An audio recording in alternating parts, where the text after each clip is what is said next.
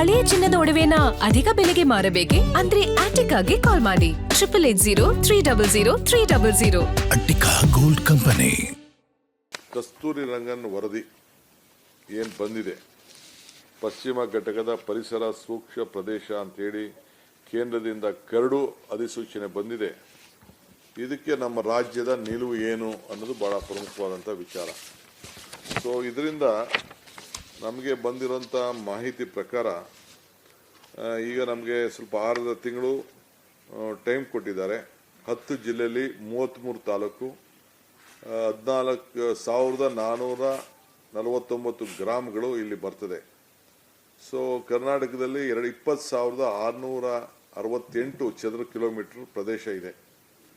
So ಇಲ್ಲಿ ಮುಂದೆ ನಮ್ಮ ಕೃಷಿಕರ ಜೀವನೋಪಾಯಕ್ಕೆ, ಅವರ ಮೂಲ ಸೌಕರ್ಯ ಮತ್ತು ಅವರ ಭವಿಷ್ಯ ಅಭಿವೃದ್ಧಿಗೆ ಬಹಳ ತೊಂದರೆ ಆಗ್ತಾ ಇದೆ. ಸೊ ಇದನ್ನು ಯಾವ ರೀತಿ ನಾವು ರಕ್ಷಣೆ ಮಾಡಬೇಕು ಅಂತ ಹೇಳಿ ಈಗಾಗಲೇ ಚರ್ಚೆ ಮಾಡಿದ್ದೇವೆ. ಹಿಂದೆ ಕೂಡ ನಮ್ಮ ಸರ್ಕಾರ ಇದನ್ನು ತಿರಸ್ಕರಿಸಬೇಕು ಅಂತೇಳಿ ನಾವು ಕ್ಯಾಬಿನೆಟಲ್ಲಿ ಸಿದ್ದರಾಮಯ್ಯನವರ ಸರ್ಕಾರ ಇದ್ದಾಗ ನಾವು ಅದನ್ನು ಮಾಡಿದ್ದು. ಆದರೂ ಕೂಡ ಅವರು ಅದನ್ನು ಪರಿಗಣದೆ ಈಗ ಏಕಪಕ್ಷೀಯ ನಿರ್ಧಾರವನ್ನು ತೆಗೆದುಕೊಂಡಿದ್ದಾರೆ. ಸೊ ಅದಕ್ಕೆ ನಮ್ಮ ಸರ್ಕಾರ ಅದನ್ನು ಯಾವ ರೀತಿಯೂ ಕೂಡ ನಾವು ಒಪ್ಪಲಿಕ್ಕೆ ಸಾಧ್ಯ ಇಲ್ಲ. ಮುಂದೊಂದು ದಿನ ನಾನು ಕ್ಯಾಬಿನೆಟಲ್ಲಿ ತಂದು ಇದನ್ನು ನಾನು ಚರ್ಚೆ ಮಾಡ್ತೇನೆ ಮತ್ತು ಜನರ ಅಭಿಪ್ರಾಯ ಕೂಡ ಸರ್ಕಾರ ಗಂಭೀರವಾಗಿ ನಾವು ಗಣನೆಗೆ ತೆಗೆದುಕೊಳ್ಬೇಕಾಗ್ತದೆ. ನಮ್ಮೆಲ್ಲ ಶಾಸಕರು ಕೂಡ ಬಹಳ ಆತಂಕವನ್ನು ವ್ಯಕ್ತಪಡಿಸಿದ್ದಾರೆ. ಮುಂದಿನ ದಿನದಲ್ಲಿ ಈ ಪಶ್ಚಿಮ ಘಟಕದ ವಿಚಾರದಲ್ಲಿ ನಮ್ಮ ಕಾಂಗ್ರೆಸ್ ಪಕ್ಷ ಮತ್ತು ಸರ್ಕಾರ ಎರಡೂ ಸೇರಿ ಇವತ್ತು ನಾವು ಆ ಭಾಗದ ಎಲ್ಲ ಜನರಿಗೆ ಜಾಗೃತಿಯನ್ನು ಮೂಡಿಸುವಂಥ ಕಾರ್ಯಕ್ರಮ ಕೂಡ ನಾವು ಹಮ್ಮಿಕೊಳ್ತೇವೆ.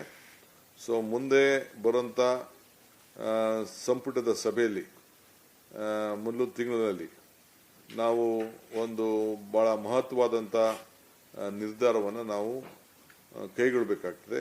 ಹಿಂದೆ 2024 ಸೆಪ್ಟೆಂಬರ್ 24ನೇ ತಾರೀಕು ನಡೆದಂಥ ಸಂಪುಟದ ಸಭೆ ನಿರ್ಧಾರ ಏನಿದೆ ಅದರ ವಿರುದ್ಧವಾಗಿ ಇವತ್ತು ನಮ್ಮ ನಿರ್ಧಾರವನ್ನು, ನಮ್ಮ ಅಭಿಪ್ರಾಯವನ್ನು ಕೈಗೊಳ್ಳದೆ ಈಗ ಕೇಂದ್ರ ಸರ್ಕಾರ ಒಂದು ನಿರ್ಧಾರ ಮಾಡಿರೋದು ನಮ್ಮ ರಾಜ್ಯಕ್ಕೆ ಒಂದು ದೊಡ್ಡ ಆಘಾತ ಉಂಟಾಗಿದೆ.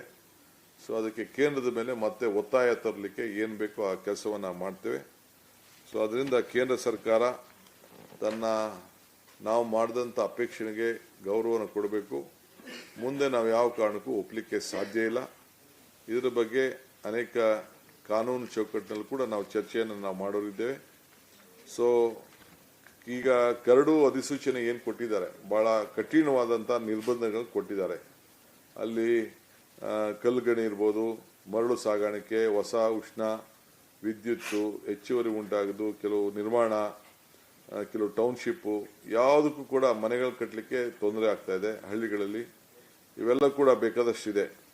ಸೊ ಇದರಿಂದ ಜನರಿಗೆ ಬದುಕಿನಲ್ಲಿ ಭಾಳ ತೊಂದರೆ ಆಗ್ತಾ ಇದೆ. ವಿಶೇಷವಾಗಿ ಕೃಷಿ, ಗ್ರಾಮೀಣ ಸೌಲಭ್ಯ, ನಿರ್ಮಾಣ, ರಸ್ತೆ, ಸಣ್ಣ ಕೈಗಾರಿಕೆ, ಪ್ರವಾಸೋದ್ಯಮ ಇವೆಲ್ಲಕ್ಕೂ ಕೂಡ ಭಾಳ ತೊಂದರೆ ಆಗ್ತಾ ಇದೆ. ಅದು ನಮ್ಮ ವಿರೋಧವನ್ನು ನಾವು ಭಾಳ ಸಮರ್ಪಕವಾಗಿ ವ್ಯಕ್ತಪಡಿಸಬೇಕಾಗಿದೆ. ಆ ನಿಟ್ಟಿನಲ್ಲಿ ಒಂದು ಕರ್ನಾಟಕಕ್ಕೆ ಒಂದು ಮಾದರಿ, ಬೇರೆ ಕಡೆಗೆ ಇನ್ನೊಂದು ನಿಯಮ, ಕರ್ನಾಟಕ ಒಂದು ನಿಯಮ, ಬೇರೆ ಕಡೆಗೆ ಒಂದು ನಿಯಮ, ಇದನ್ನು ನಮ್ಗಾಲೆ ಮಾಹಿತಿ ನಮಗೆ ದೊರಕಿದೆ. ಇದರ ಬಗ್ಗೆ ನಾವು ಒಂದು ಹೊಸ ಚಿಂತನೆಯನ್ನು ಕೂಡ ನಾವು ವೈಜ್ಞಾನಿಕವಾಗಿ ಒಂದು ವಿಧಾನ ಅಗತ್ಯ ಇದೆ ಅಂತ ಹೇಳಿ ನಾವು ಕೂಡ ಕೆಲವು ತಜ್ಞರ ಹತ್ರ ಚರ್ಚೆ ಮಾಡಲಿಕ್ಕೆ ತೀರ್ಮಾನವನ್ನು ನಾವು ಮಾಡಿದ್ದೇವೆ. ಇನ್ನು ಜನರೊಂದಿಗೆ ಒಂದು ದೊಡ್ಡ ಸಮಾಲೋಚನೆ ಕೂಡ ಆಗಬೇಕಾದ ಅವಶ್ಯಕತೆ ಇದೆ.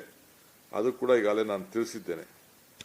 ಒಟ್ಟು ಇದ್ರ ಜೊತೆಗೆ ಒಂದು ದಿನ ಪ್ರತ್ಯೇಕವಾಗಿ ಮುಂದಿನ ತಿಂಗಳು ಏನು ನಮಗೆ ಟೈಮಿಂಗ್ ಇದೆ, 2 ತಿಂಗಳೊಳಗಡೆ ನಾವು ಕಳಿಸ್ಬೇಕು ಅಂತ ಇದೆ, ಅಬ್ಜೆಕ್ಷನ್ ಕೊಡಬೇಕು ಅಂತ ಇದೆ. ಅಷ್ಟರೊಳಗಡೆ 1 ಡೇ ಸ್ಪೆಷಲ್ ಸೆಷನನ್ನು ಬರೀ ಪಶ್ಚಿಮ ಘಟಕದಿಂದ ನಮ್ಗೆ ಆಗ್ತಾ ಇರೋಂಥ ತೊಂದರೆ, ಪರಿಸರ ಸೂಕ್ಷ್ಮ ಪ್ರದೇಶದಿಂದ ಕೇಂದ್ರ ಏನು ಅಧಿಸೂಚನೆ ಹೊರಡಿಸಿದೆ ಅದ್ರ ಬಗ್ಗೆ ವ್ಯಾಪಕವಾಗಿ ಚರ್ಚೆ ಮಾಡಬೇಕು ಅಂತೇಳಿ ಮಾಡಿ ಅಸೆಂಬ್ಲಿಯಲ್ಲಿ ಒಂದು ರೆಸಲ್ಯೂಷನ್ ಮಾಡಿ ಕೇಂದ್ರ ಸರ್ಕಾರಕ್ಕೆ ಕಳಿಸಬೇಕು ಅಂತ ಕೂಡ ಇದೆ.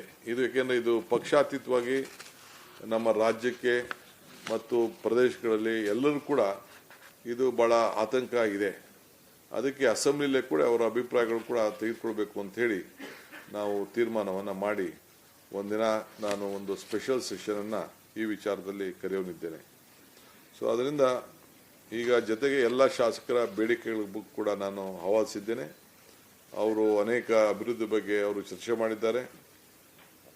ಆ ಕ್ಷೇತ್ರಕ್ಕೆ ಏನೇನಾಗಬೇಕು ಅಂತ ಹೇಳಿದ್ದಾರೆ.